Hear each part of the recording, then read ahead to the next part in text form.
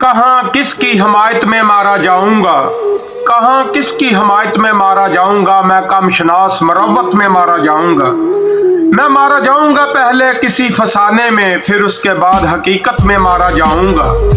मुझे बताया हुआ है मेरी छठी हिस्स ने, मैं अपने ओहदे खिलाफत में मारा जाऊंगा। मेरा यह खून मेरे दुश्मनों के सर होगा, मैं दोस्तों की हिरासत में मारा जाऊंगा। मैं चुप रहा तो मुझे मार देगा मेरा ज़मीर, गवाही दी तो अदालत में मारा जाऊंगा। मैं वर्गलाया हुआ लड़ रहा हूँ अपने खिलाफ, मैं अपने शौके शहादत में मारा जाऊंगा। बस एक सुलह की सूरत में जान बख्शी है, बस एक सुलह की सूरत में जान बख्शी है, किसी भी दूसरी सूरत में मारा जाऊंगा मैं, किसी भी दूसरी सूरत में मारा जाऊंगा मैं। ਅੱਜ ਮੀਆਂ ਮੁਹੰਮਦ ਨਵਾਜ਼ ਸ਼ਰੀਫ ਨੇ ਆਪਣੇ ਲੰਡਨ ਫਲੈਟ ਦੇ ਵਿੱਚ ਹੈਪੀ ਦੀਵਾਲੀ ਮਨਾਈ ਆ।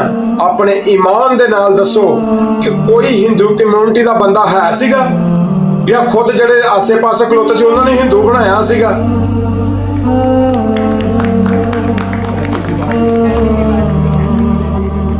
ਉਹ 6 ਲੱਖ ਉਲਮਾ ਦੇ ਵਾਰਿਸ ਇੱਧਰ ਵੀ ਕੋਈ ਫਤਵਾ ਦੇ ਦੇ, ਗੱਲਾਂ ਕਰਦਾ ਦੀਨ ਇਸਲਾਮ ਦੇ ਆ ਠੇਕੇਦਾਰਾਂ।